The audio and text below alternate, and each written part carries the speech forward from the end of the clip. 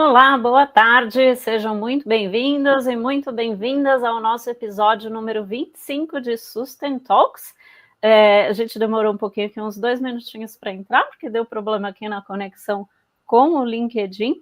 Espero que você do LinkedIn esteja conseguindo acompanhar a gente. Deixa eu checar aqui, talvez não, deu algum problema aqui na conexão, mas em breve aqui a gente deve ter outro link e a gente dispara aqui um link para todo mundo que está assistindo a gente. Deixa eu ver aqui. Colocar o link da outra transmissão aqui no outro, para quem quiser acompanhar. Só um minutinho. Só um minutinho. E aí a gente já inicia.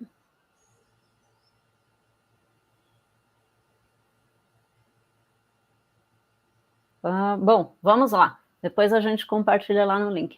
Bom, primeiro eu queria agradecer aqui o Guilherme por estar com a gente. Eu estava falando com ele antes da gente começar, né? Que quem sabe faz ao vivo, que a última vez que eu tinha tido um problema desse já fazia tempo. E aí na última live do ano a gente tem aqui uma questão técnica, mas faz parte, vamos lá. E aí a gente vai seguindo. Primeiro, Guilherme, muito obrigada por estar aqui com a gente. Eu fiquei fascinada pela bio. E depois que eu descobri, aí o Guilherme já me falou, chama do apelido que é Bio e não BioSolve, já estava falando BioSolve, então virou a Bio.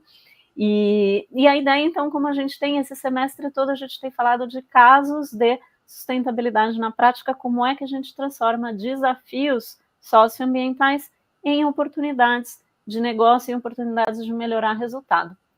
A gente tem feito uma série de lives, depois eu vou disponibilizar aqui para vocês um link com código de desconto do curso de Gestão Estratégica de Mudanças Climáticas. Aguardem aí, ficam com a gente na live para depois ter acesso ao link. E vamos dar início aqui à nossa conversa, ao nosso bate-papo. Você que está ouvindo a gente, manda seus comentários, escreve aí dúvidas para a gente seguir. Guilherme, muito obrigada por estar aqui.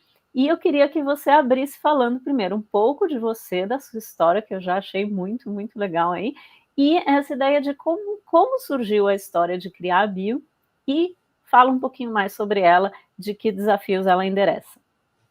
Bom, primeiro, obrigado pela oportunidade, eu fico muito honrado pelo convite, estar aqui compartilhando um pouquinho desse tempo com vocês, e também de falar um pouco da Bio, né, da nossa história, poder contar um pouquinho do que a gente faz. Obrigado pela oportunidade, uma honra. Então, eu comecei a empreender muito cedo, né? Eu comecei a empreender com 19 anos. E sempre tive muita vontade de ser dono do meu nariz. Eu acho que quando a gente é muito novo e começa a empreender, acho que a gente não tem sonhos muito grandes. A gente tem sonho de ser dono do nariz da gente, né? Eu cresci vendo meu pai trabalhar numa indústria de palmito em conserva. Meu pai foi funcionário de uma indústria de palmito em conserva, que era bastante bem sucedida. Chegaram a ter 14 fábricas espalhadas pelo Brasil, era líder de mercado aqui no Rio de Janeiro, um palmito bastante conhecido, que chamava Palmito Beira-Rio. Meu pai era funcionário do Palmito Beira-Rio, vendia o palmito nos restaurantes do Rio de Janeiro. Fez muitos amigos assim, meu pai era um cara muito bem relacionado. E eu cresci vendo tudo isso. Fiz carreira como programador, né? Montei meu negócio também nessa área de programação, e depois compreendi que o que eu estava fazendo não daria resultado, não seria legal. Acabei tendo que cair no mercado de trabalho novamente, mas aí dei a sorte de cair dentro da Microsiga, a antiga Microsiga. Fui trabalhar numa franquia da Microsiga em 99, aqui no Sul Fluminense, como analista de sistemas. Pouco tempo depois, a operação entrou em colapso, houve uma espécie de intervenção da então Microsiga franqueadora aqui para entender o que estava acontecendo. Eu recebi um convite para ser sócio da operação. E aí voltei a ser empreendedor, mas por outra via, né? Já dentro de um sistema de franqueamento, um sistema de franquias. E aí passei a ser dono de um pedacinho da franquia Microsiga Sul Fluminense. E aí eu comecei a compreender que dava para exercer ali todos os meus sonhos de empreendedorismo, dava para buscar ali os caminhos que eu sonhava. Isso foi em 2002, quando eu me tornei sócio. Eu entrei em 99, 2002 eu me tornei sócio, e aí comecei essa jornada como franqueado. Um tempo depois eu percebi que eu precisava de um plano B. Eu já tinha feito 20 anos de Microsiga, lá em 2000 não chegou a 20 anos não, uns 15 anos de Microsiga, já tinha virado TOTVS, já tinha comprado as operações, já tinha expandido a minha jornada dentro do Grupo TOTVS, já era franqueado no Vale do Paraíba, aqui no Sul Fluminense também, então tinha feito uma jornada muito bonita, e eu percebi que eu precisava de um plano B, que uma franquia não ia mais suprir o meu desejo de futuro, principalmente eu tinha uma preocupação muito grande com o futuro, né?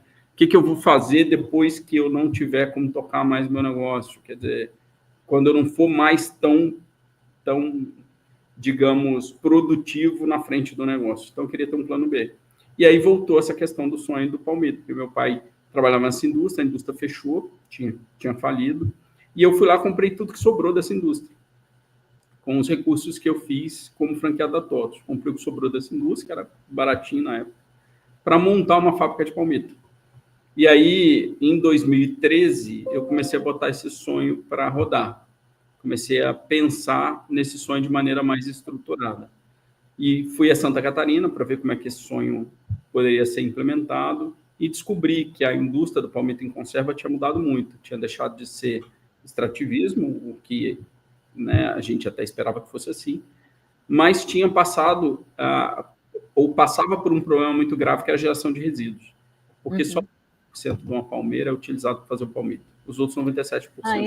Você sabe que esse é um questionamento bastante grande do ponto de vista de sustentabilidade do palmito, né? Muita gente às vezes deixa de comer porque acha que vem, por muito tempo foi extraído da Mata Atlântica de forma desestruturada e tudo isso. E hoje não. Hoje não é mais 92%. Assim, mas 92%. Ainda assim tem um desperdício muito grande, né? Que é isso que você está trazendo. Hoje, 92% do palmito consumido no Brasil é cultivado. 92%. Tá? O maior produtor do Brasil é o estado de Santa Catarina e também os estados do norte. Tá? A gente consome palmito de extrema qualidade hoje no Brasil.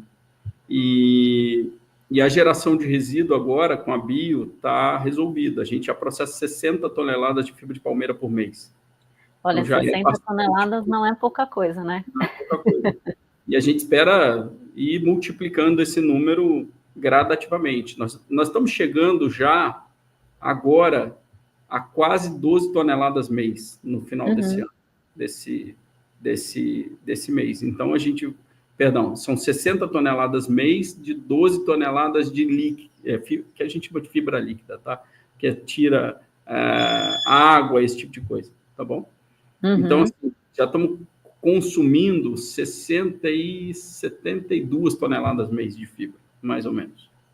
Sim, sim. E aí, então, veio... A ideia é interessante, né? Porque o seu passado é de tecnologia, então você tinha aí uma empresa de tecnologia, você não tinha o conhecimento da operação, mas tinha uma história pessoal sua conectada com essa questão de produção do palmito. E, a princípio, a sua ideia era desenvolver numa direção e você acabou indo para outra, vendo aí o tanto de resíduos que essa indústria gerava. Foi isso, né? Foi exatamente isso. Eu cheguei em casa daquela viagem e falei com o meu antigo sócio pelo seguinte: cara, da mesma maneira como a gente aproveita tudo quando a gente, né, infelizmente, a gente consome carne, né? Então a gente precisa matar um animal para fazer isso. E diz que do boi se aproveita tudo, só não aproveita o berro, né?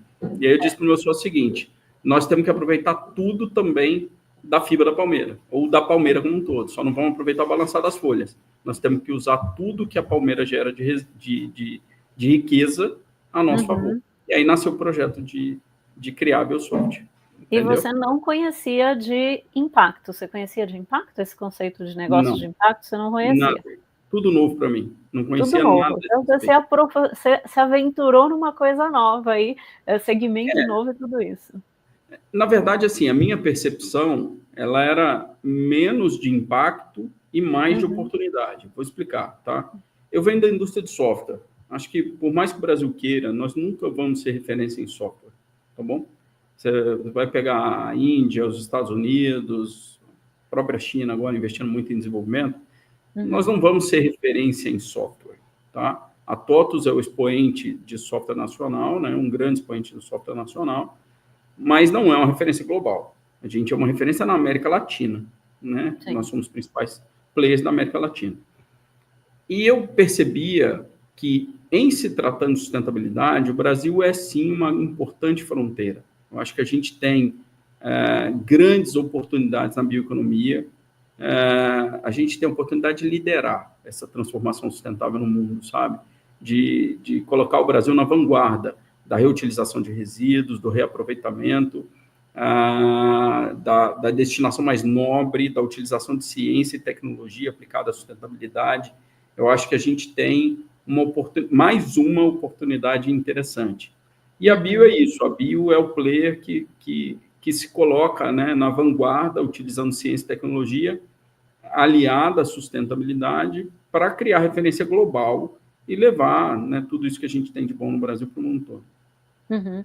Não, e aí, falando um pouco disso agora, né, você falou da origem, de onde vem, então ele vem do resíduo das palmeiras, e aí um dos produtos, queria que você me desse um exemplo, um dos produtos é o BioBlue EcoFast, certo?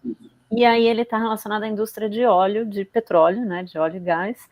Eu queria que você me contasse um pouquinho como funciona essa tecnologia, como é que ela endereça, como é que ela é única aí no endereçamento de problemas com uma solução sustentável. Legal. Quando a gente percebeu que a fibra da palmeira poderia ser uma importante matéria-prima, a gente também entendeu que da destinação pobre em termos tecnológicos para isso, o Brasil já fazia. Todo mundo já fazia. Né? Pegar material orgânico, transformar em substrato, todo mundo faz. Né? Em compostagem, todo mundo faz. Acho que não era isso que a gente queria. A gente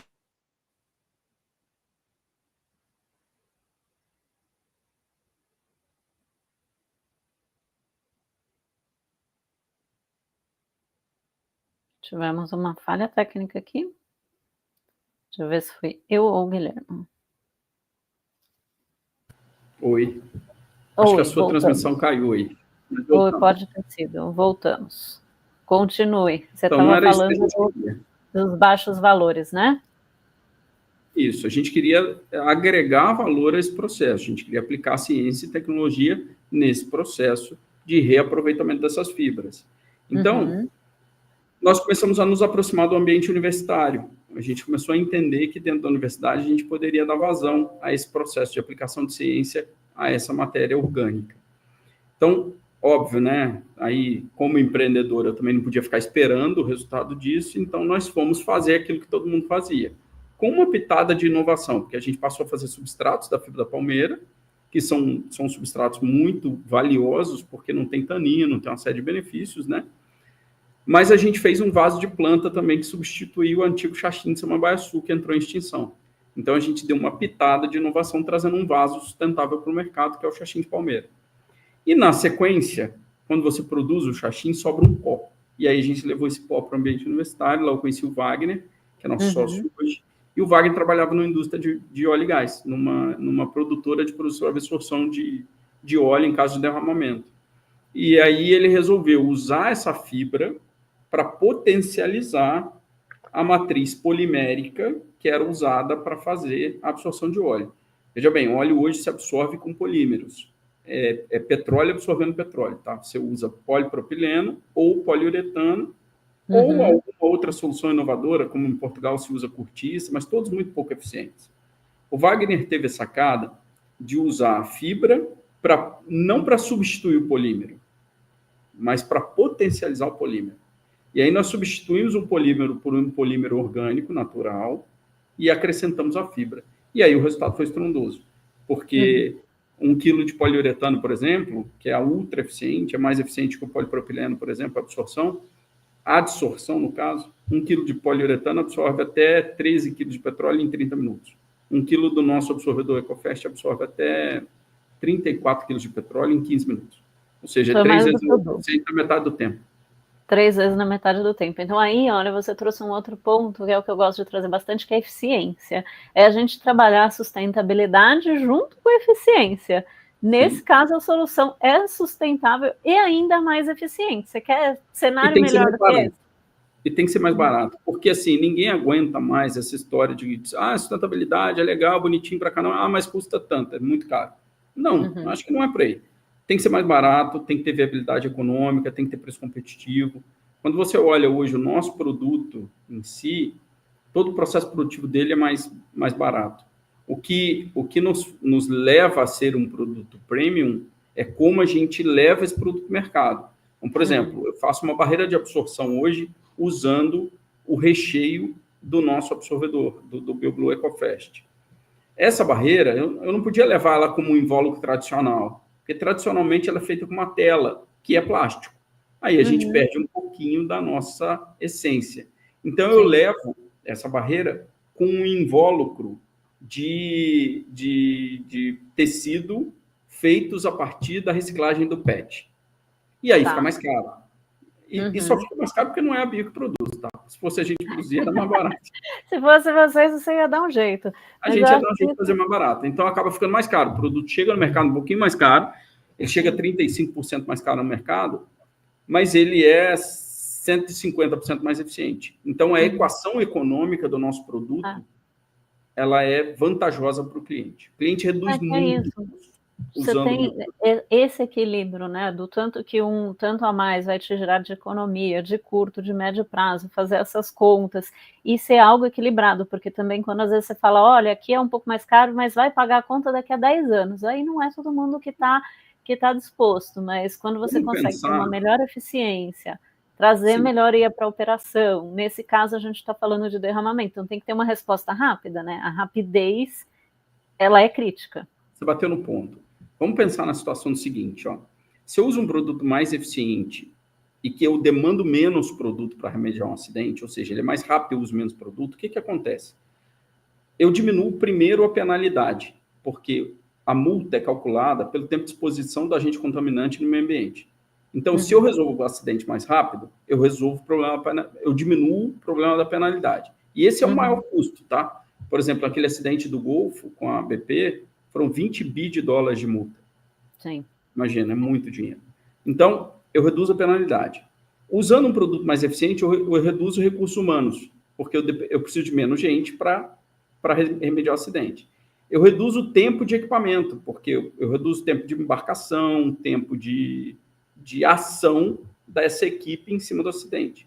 Como eu uso menos produto para remediar o mesmo acidente, eu também reduzo o descarte. Sim. Percebeu? Então... E você tem um outro fator aí, que é assim, você falou que reduz pessoas, mas esse é um ambiente hostil também para essas pessoas trabalharem. Claro. Não é que assim, é uma coisa, que agradável, estão lá trabalhando no ar-condicionado, é você trabalhar no meio de um derramamento, de uma situação crítica aqui. E nem estamos tirando o emprego de ninguém, porque eles vão estar destinados a outras soluções. Nós não estamos tirando o emprego de ninguém, nós estamos só otimizando esse trabalho. E aí agora, você a vida tem pegadinha, né? Tem as barreiras de entrada. O EcoFast tem as suas pegadinhas, tem as suas barreiras de entrada. Conta um pouquinho mais dessas barreiras de entrada aí, já que emendamos esse ponto, me fala aí, o que a gente tem que enfrentar quando a gente vê uma solução que é tão boa, sustentável, o que tem de barreira de entrada? Eu acho que tem o status quo da indústria, né? A indústria de óleo e gás é uma indústria muito tradicional, né? Muito reticente com inovação, porque é altamente regulamentada. E você não brinca com um acidente, né? Você não pode fazer experimentações, não pode testar um produto em campo. Então, o nosso produto foi testado no Instituto CEDRE, na França, hoje é considerado a tecnologia mais eficiente para esse tipo de derramamento, mas tem um processo regulatório que precisa ser vencido, né? Pega uma companhia como a Petrobras, ela precisa homologar o produto, ela precisa testar o produto. Então, isso demanda tempo e, muitas vezes, esse tempo mata a startup. Tá? Eu, na jornada Bio, eu desenvolvi um raciocínio que hoje eu traduzo numa sentença que é assim: acho que a grande companhia, quando lida com a startup, é igual a gente quando vai no zoológico, acha tudo muito bonito e leva nada para casa. E quando leva, não sabe o que fazer com aquilo, tá? Então, assim, levar a gente para dentro de uma grande indústria é muito difícil, porque depende de especificação técnica, depende de especificação do processo licitatório, não é um negócio simples, tá? E o outro ponto é que, assim, quando se trata de derramamentos, normalmente são empresas contratadas para fazer esse derramamento, para cuidar desse derramamento. Então, uma companhia de óleo e gás, ela terceiriza esse processo com alguém, com um prestador de serviço. E esse prestador de serviço normalmente tem um contrato para fazer para mitigar o acidente. E, via de regra, o consumo do produto impacta diretamente no custo da operação. Então, se ele compra um produto que é 35% mais caro, ainda que ele seja muito mais eficiente, ele não tem estímulo para fazer essa conta. porque no final das contas ele está recebendo pelo tempo que ele desprende, que ele entrega de recursos humanos para lidar com aquele acidente. Então, o contrato foi feito com base na solução de antes, né? E esses contratos, eles são medidos milimetricamente, porque, afinal, como a multa é proporcional, ele repassa para o fornecedor também, tem essa relação, né? Então, você tem que conversar e tudo, e reavaliar os contratos na hora de avaliação. Então, além da regulamentação dessa parte que você falou, você tem dessa questão das relações entre os vários atores da cadeia, né? Que nem sempre estão na mesma vibe que você e nem sempre ganham como você ganharia pela escala do produto. No final das contas, ele está perdendo receita, se o seu produto escalar. Então, tem esse agente complicador. Agora, não obstante isso, o que a gente percebe é que com uma boa estratégia a gente vence. No nosso caso, a boa estratégia veio com uma aquisição. A gente comprou a divisão de óleo e gás da Ebios, que já produzia uma linha de polipropileno, e passamos a ter 2 linhas para entregar para o nosso cliente. Então, se o cliente não consegue comprar o EcoFast, porque ele não está convencido ainda, ou porque não fez todos os testes, ou porque não tem especificação técnica, ou porque não tem estímulo para comprar um produto mais eficiente, não importa, a gente vende a linha tradicional no melhor custo e na melhor qualidade. Então, a gente vai entregar para o mercado aquilo que a gente tem de melhor em qualquer que seja a escolha do cliente. E com isso, eu passei a entregar para o mercado 2 produtos distintos com 2 mãos. Se ele quer comprar o tradicional, eu ofereço para ele. E se ele me dá abertura para falar de inovação, eu entrego a inovação para ele. Com isso, a gente foi convertendo clientes de dentro do modelo tradicional para clientes que hoje utilizam o EcoFast. Então, você tem que fazer essa estratégia de entrar no tradicional para facilitar a sua entrada do inovador e do sustentável, né? Então, olha só os caminhos. Até porque a gente não está aqui para ficar defendendo inovação, sabe? Eu acho que esse é um grande diferencial da Bio. Eu vejo muita empresa de sustentabilidade que o empreendedor se apaixona pela ideia dele e esquece que ele montou um negócio para ganhar dinheiro. Entende? Então, assim, eu não estou aqui para ser o porta-voz e o defensor da EcoFast. Estou aqui para entregar para o mercado uma opção inteligente, barata, mais eficiente e ultra competitiva. Se o mercado quer comprar, é outra coisa. Se ele não quiser comprar, que ele compre outra coisa que eu venda. Mas não outra coisa que alguém outro venda, enquanto eu fico aqui pregando no deserto e dizendo, olha, meu produto é muito bom, e chorando porque não vendo nada. Acho que não é por aí. Sim. Essa sua opinião não é a opinião mais, como é que eu falo? Ortodoxa, é uma opinião um pouco, às vezes, deve ser polêmica, né? Do mesmo jeito que eu trago aqui algumas coisas que, assim, olha, minha opinião não vai ser talvez a que você mais espera ouvir, mas é a opinião com base na vida real, né? Acho que a gente tem como é que a gente lida com os desafios reais, né? Tem um ponto que eu trabalhei outro dia eu até falei, não lembro se foi numa live ou com algum workshop de cliente que eu estava, e às vezes a gente fica trabalhando essas questões de sustentabilidade, eu mesmo me pego fazendo isso, de um ponto de vista de onde a gente gostaria que as pessoas estivessem, onde a gente gostaria de estar. Mas algumas vezes a gente tem que dar um passo para trás e ir aonde as pessoas estão e conseguir acompanhá-las nessa jornada. Eu acho que isso que você está trazendo é um pouco de um exemplo disso. Eu estou pensando lá na frente, já tem uma solução lá na frente. Como é que eu crio esse caminho? E qual é o ponto principal, Andressa? O que a gente não está disposto a deixar no caminho. Esse é o ponto. A gente não vai vilipendiar os nossos valores. Então, veja bem, eu não estou vendendo um produto que faz mal para o meio ambiente. Não estou vendendo cigarro para depois vender barreira. Não é isso. Eu estou vendendo 2 produtos que são sustentáveis, que resolvem um gravíssimo problema ambiental e que tem como pano de fundo o principal valor da Bio, que é tudo que nós fazemos gera impacto positivo no planeta. Tudo. Então, nós não vilipendiamos os nossos valores, nós estamos entregando produtos diferentes que têm a mesma finalidade. Um é tão bom quanto o outro para o meio ambiente. O que nós temos é que, com este produto, a gente fecha um ciclo de sustentabilidade, porque eu recupero a fibra da palmeira, crio um produto sustentável, o produto tem mais eficiência, e por aí vai, tá bom? Você tem uma visão de olhar ampliada da cadeia, né? Que é isso. Você está olhando a cadeia como um todo. O outro, ele atende a funcionalidade de tudo, mas ele tem alguns impactos na cadeia que essa nova solução não tem. E você sabe que isso é um ponto importante que você falou, que assim, as startups, scale-ups, enfim, enfrentam várias dificuldades de fechar a conta, né, do break-even, do crescimento, de tudo isso. E uma das discussões que eu estava foi até semana passada, inclusive com um cliente, a gente estava discutindo, poxa, como é que eu como é que eu faço esse balanço, a escolha, né, entre fazer impacto ou entregar resultado, ou crescer, ou ser rentável. E é isso, não é um ou, né, é um e. Você falou, olha, eu mudei um pouco, eu tenho um parâmetro um pouco menor aqui nessa outra solução, mas ela não compromete de maneira nenhuma os meus valores, porque se comprometer os valores, eu não vou fazer, não tem a ver com o negócio. Acho que isso é importante, manter os valores na tomada de decisão, mesmo que seja uma decisão um pouco difícil, que não seja mais óbvia, né? É exatamente isso, é a gente juntar as duas coisas, a genialidade do E contra a tirania do O. Dá para fazer as duas coisas. Dá para ter sustentabilidade e viabilidade econômica. E com isso escalar o negócio. Assim, eu vi muita gente boa, com bons negócios, morrerem apaixonados por suas ideias. Sim, sim. Acho que essa no empreendedorismo talvez seja a coisa mais difícil, né?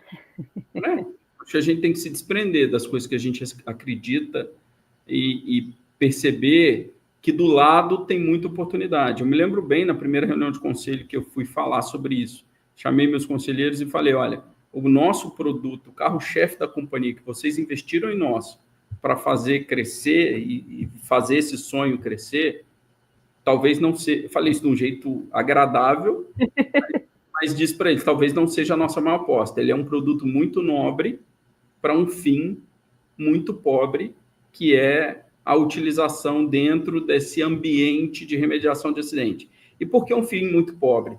Porque esse produto ele é jogado fora.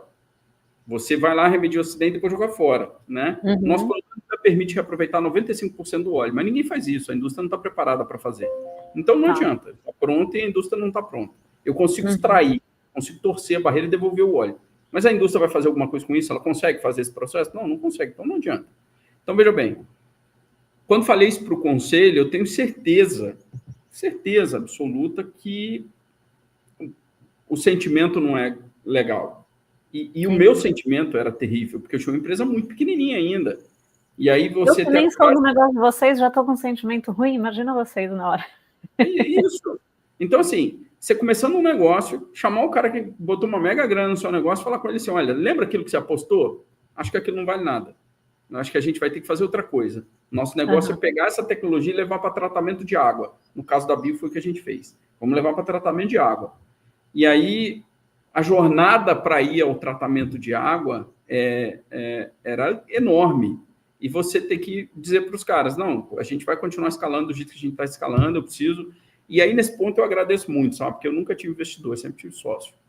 Os meus sócios são muito conectados com a gente. A gente só tem dois, né? É o Bossa, que entrou lá no iniciozinho, quando a gente era só um PowerPoint, e o nosso grande investidor mesmo é o Laércio Cosentino, fundador da TOTS, hoje de HT4. E o Laércio sempre foi muito conectado na nossa missão, ele sempre foi um cara sem mandato, sem data para ir embora, e sempre muito comprometido com o futuro da Bio, com um projeto de longo prazo. E aí, quando ele viu isso, não ele na pessoa dele, mas os representantes dele, né? No caso, o nosso presidente de conselho na época era o Rodrigo. Quando ele viu isso, ele falou, cara, eu tenho certeza que ele levou isso para dentro e falou, gente, nós vamos ter que reprogramar um negócio, vamos ter que refazer a estratégia. E a resposta certamente foi, ok, vamos para frente, vamos dar um voto de confiança, vamos para frente. E assim a gente fez e entramos nessa jornada de tratamento de água, fizemos mais 2 aquisições nesse sentido, e aí a vida seguiu.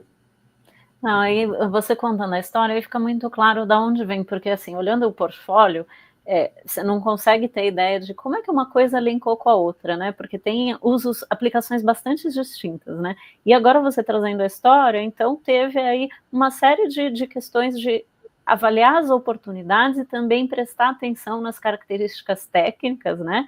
Avaliar aqui outros setores e tudo.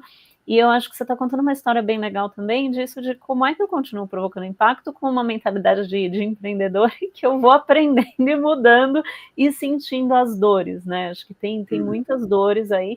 Normalmente a gente vê as histórias do empreendedorismo, a pessoa só conta o lado bom, né? Que é igual se você estivesse contando, não, de água aqui, ó, o produto tá maravilhoso, mas não os perrengues todos que tiveram por trás até chegar nisso, né?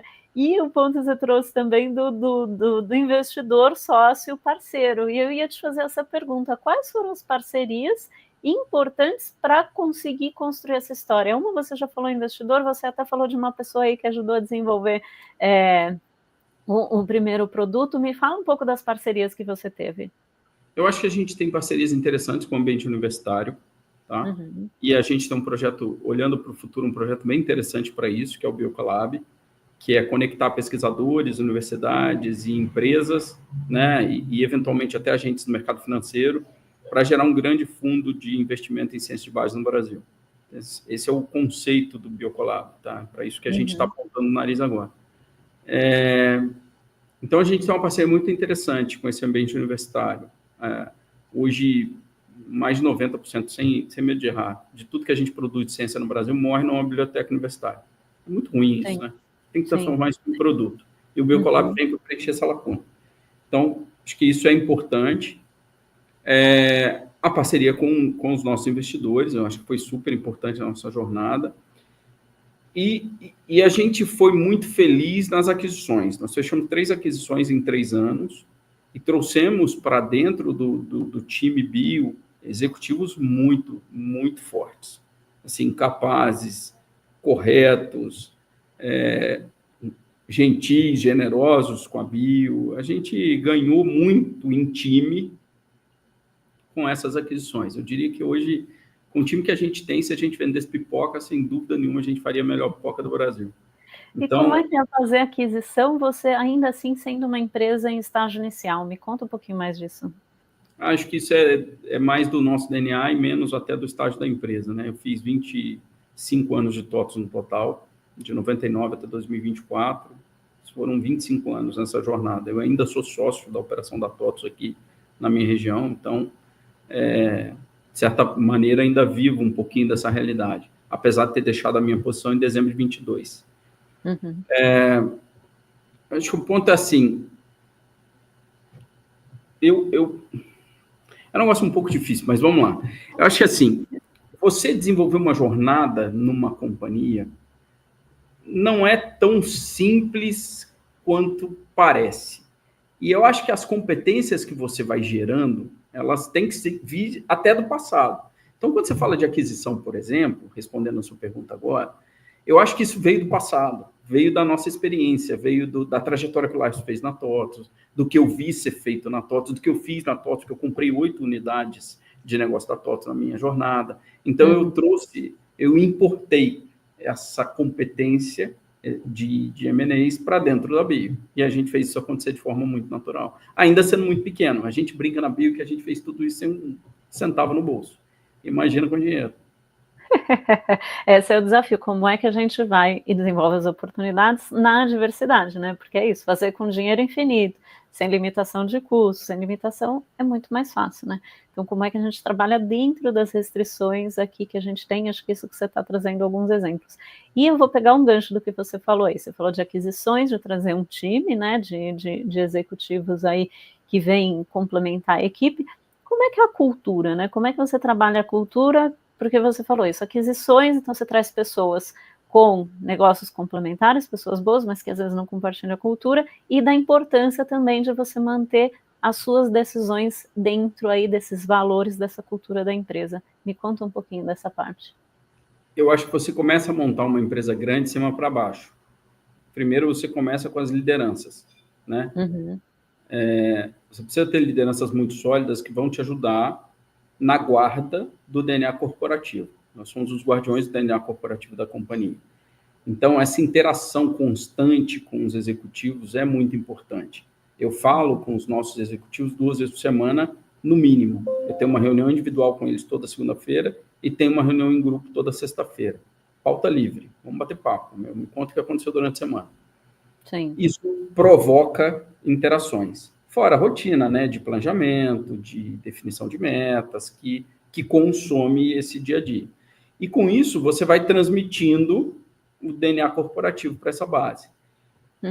No início, tem um certo prejuízo, porque o time o nível 2 e 3 ficam muito prejudicados. A gente fica uma empresa muito horizontal, né? São os líderes e os executores, né? Os operacionais. Falta o nível tático na companhia. Mas se você tentar montar uma companhia com nível tático primeiro, para depois desenvolver a liderança, você nunca mais consegue botar cultura nela. Então, começa pela liderança, depois forma um nível tático já aculturado, que é o que nós vamos começar a fazer agora. Então, hoje, nós somos 115 pessoas, sem medo de errar, 55%, 60% dessas pessoas são operacionais. A gente tem 20% das pessoas que são nível tático, tem 20% que é liderança. Está errado. Esse nível tático tem que crescer e o nível operacional tem que diminuir um pouquinho. Teria que ser 40, 30, vamos lá, 50, 35, 15. Tudo bem?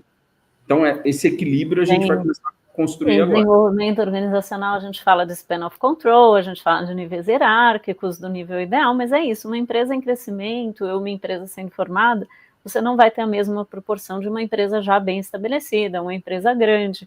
Então, tem que fazer escolhas, né, Guilherme? Acho que desejável que seja assim, né?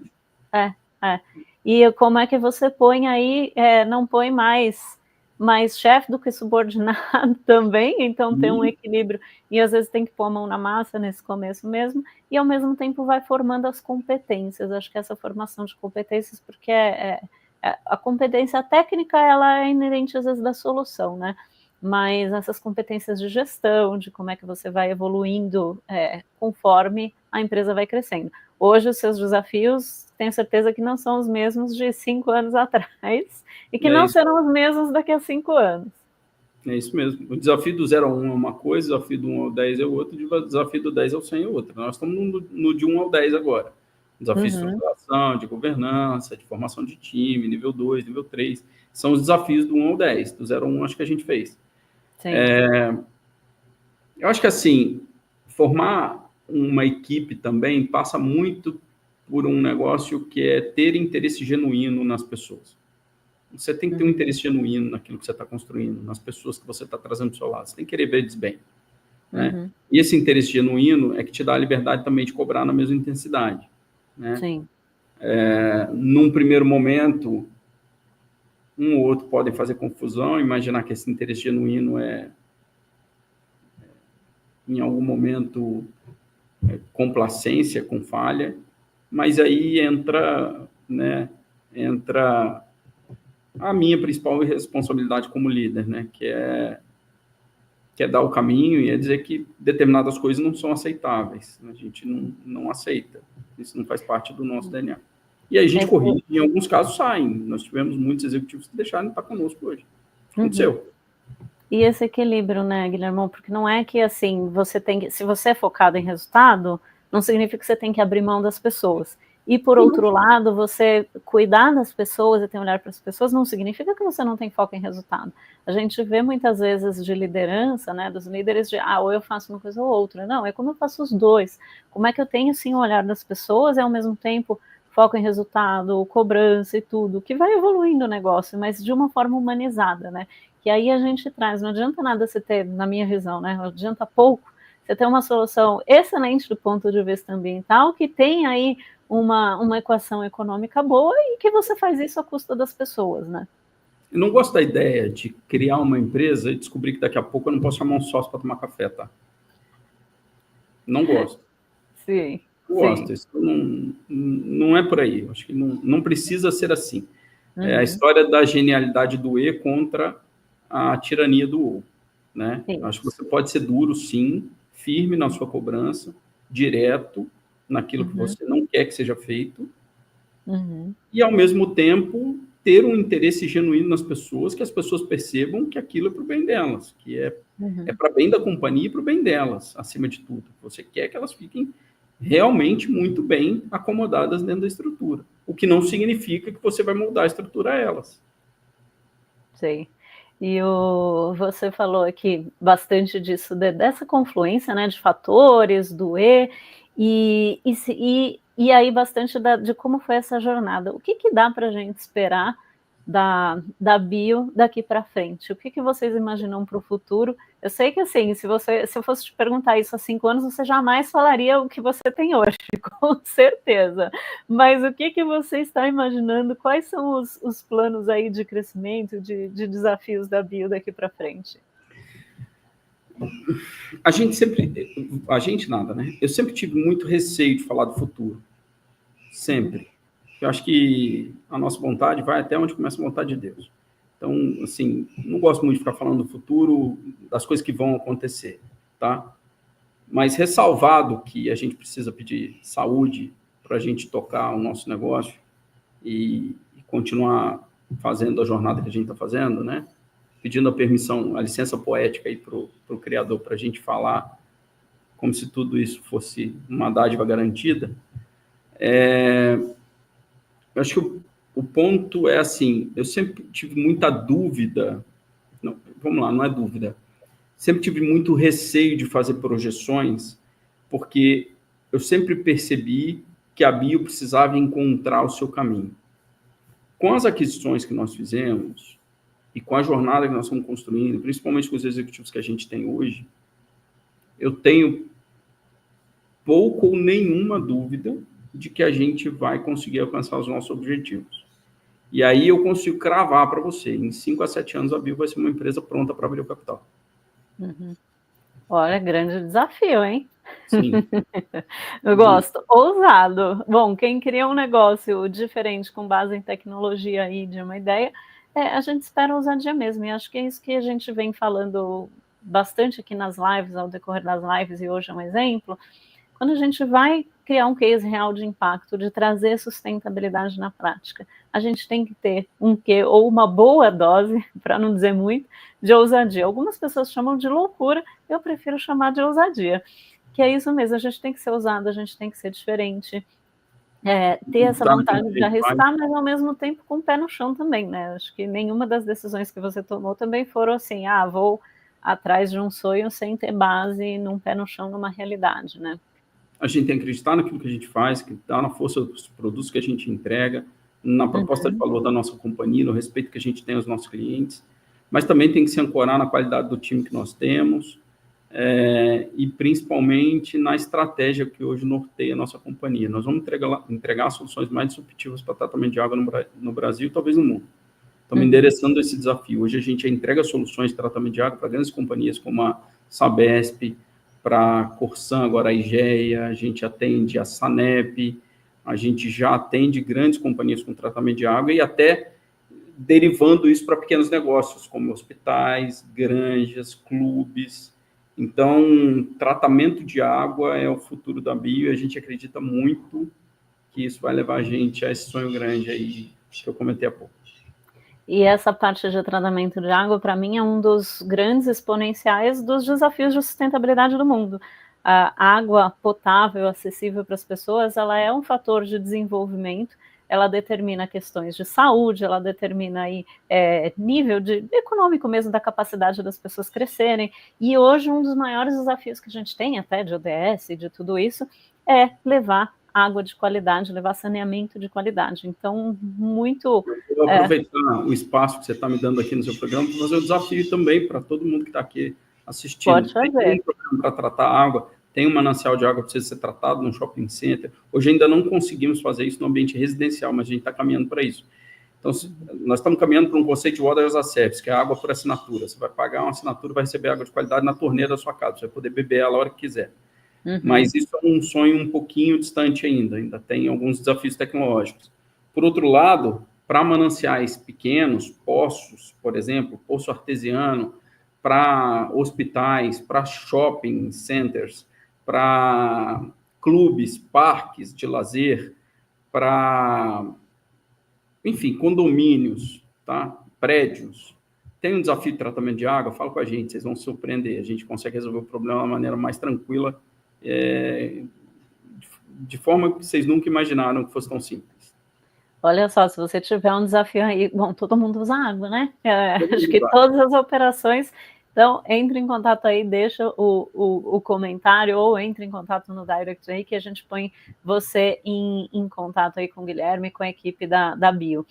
E a gente está se aproximando do final aqui, e aí só para fazer um resumo do que a gente viu aqui hoje. Então a gente viu como é a vida de um empreendedor, uma ideia, um negócio de impacto, acho que a Bio se define aí como um negócio de impacto, mas que não surgiu aí, não era uma pessoa que tinha já visão de impacto, o Guilherme contou um pouco da experiência dele, mas que viu uma oportunidade, um desafio, no caso de resíduos, que virou uma ideia de produto que foi evoluindo, e essa visão do empreendedor, de inovação e de soluções sustentáveis, que às vezes a primeira ideia que a gente tem não é a ideia que mais se mantém, mas que sim, a gente persiste no caminho. A importância de ser fiel aos valores, como é que a gente tem aí, norteia os valores, mas que aí sim as decisões de negócio, as escolhas, elas podem variar, desde que estejam alinhadas com o nosso propósito e com os nossos valores. Uma outra questão que a gente teve aqui, que eu acho que foi legal que o Guilherme trouxe, é a importância da gente olhar com um olhar de transição mais do que, às vezes, de revolução. A gente fala nas questões de mudança climática, transição energética, enfim, tem todos uns pontos, e o Guilherme trouxe o exemplo na indústria de óleo e gás, né? Você tem dois tipos de solução, uma mais disruptiva, mais inovadora, uma um pouco mais conectada com o mainstream, mas que todas elas contribuem aqui para essa transição, né? Isso vale para os novos negócios, para a água agora que a Bio está entrando. A gente tem aqui um comentário, antes de eu finalizar, vou passar aqui o comentário. O Pedro deixou aqui, vou esperar o amigo para o café, sempre bom escutar toda essa trajetória. Eu adorei também escutar a trajetória. A gente podia ficar aqui umas 3 horas falando, mas eu vou ter que encerrar. O Pedro é muito suspeito. O Pedro suspeito? Ah, tá bom, mas se tiver mais alguém ouvindo aí, entra aí, que a gente pode colocar o comentário, ainda dá tempo de eu colocar um outro comentário aqui. E acho que essa questão de como é que a gente causa impacto com o resultado, então como é que a gente foca em resultado, ao mesmo tempo gera impacto e trabalha as pessoas, o Guilherme trouxe bastante desse ponto.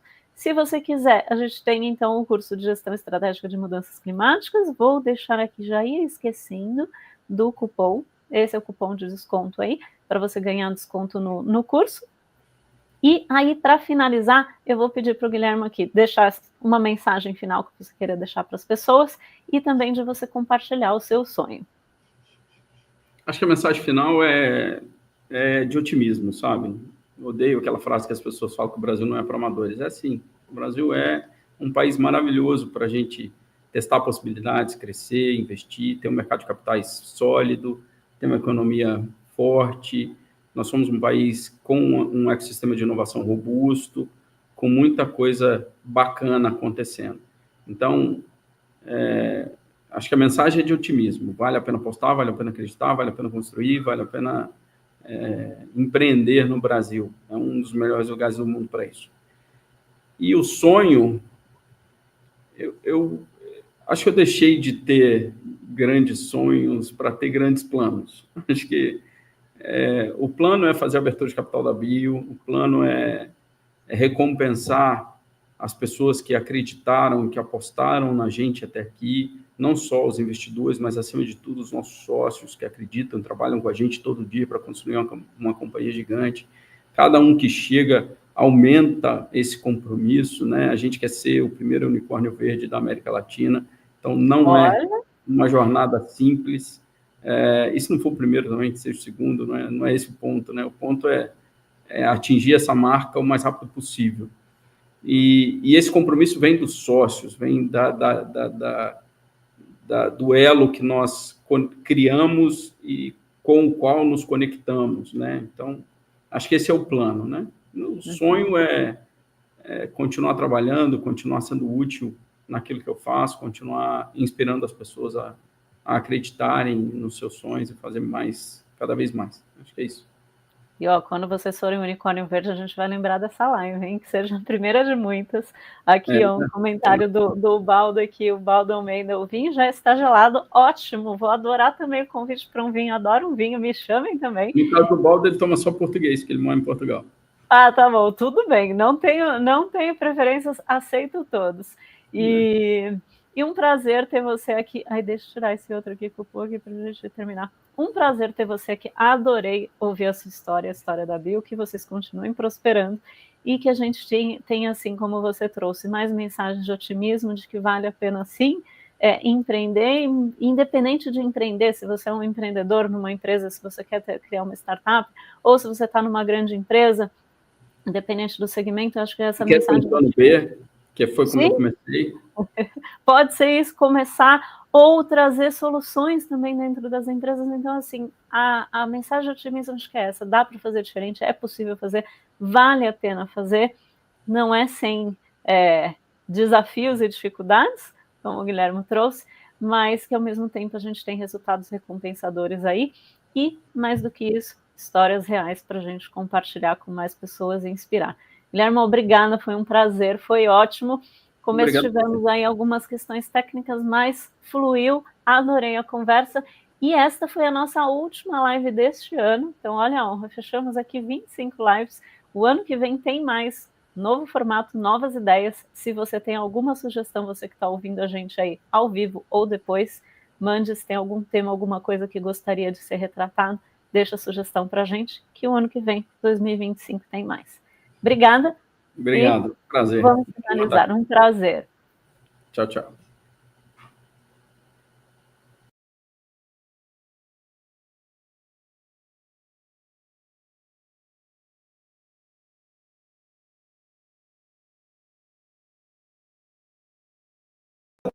Ela é amiga